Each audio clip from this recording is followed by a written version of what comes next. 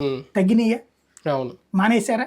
ఇంకా పెరిగినాయి. పైగా ఆ క్యూ లైన్లలో ఫుడ్ సరిగ్గా అందించలేదని ఇంకా వివాదాలు. అవును అవును అవును. అంతకుముందు క్యూ లైన్లో ఉండేటటువంటి ఈవోలు చూడాల్సిన పని భక్తులకి అసౌకర్యం కలగకుండా భోజనాలు, వసతి ఇవి ఏర్పాటు చేయడం. వాటిట్లో విఫలమయ్యాడు ఆయన. టైమింగ్ కూడా మార్చాడు ఆయన.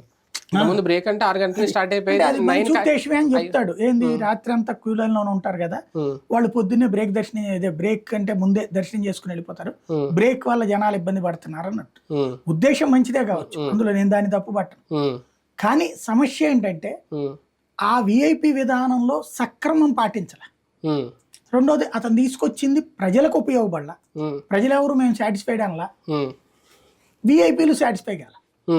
ఇప్పుడు మీకు ప్రభుత్వ ఉద్యోగుల అన్సాటిస్ఫాక్షన్ జగన్ ప్రభుత్వాన్ని దెబ్బతీస్తే, విఐపీల అన్సాటిస్ఫాక్షన్ ఇప్పుడు ధర్మారెడ్డిని దెబ్బతీసి, పోనీ భక్తులు ఎవరన్నా సంతృప్తి పడి అయ్యో ధర్మారెడ్డిని తీసేయడం మా కోసం మంచి చేసాడని ఎవరన్నా అన్నారా? లేదు. అంటే సంబంధం లేని మనం ఏదో చేద్దాం అనుకుంటే ఏదో జరుగుతుంది. అన్నిటికంటే అతను చేసిన ఒక పెద్ద తప్పు ఉంది. ప్రక్షాళన ఆ పాయింట్ మీద జరగాలి. మనం గతంలో డిబేట్ చేసినప్పుడు మనకి ఫోన్లు చేసి కూడా మాట్లాడారు. ఏంటది? తిరుపతికి తిరుమల డబ్బులు తీసుకెళ్లి ఖర్చు పెట్టాం. ఇది దుర్మార్గమైన పని. టీటీడీ డబ్బులతో తిరుమల కార్పొరేషన్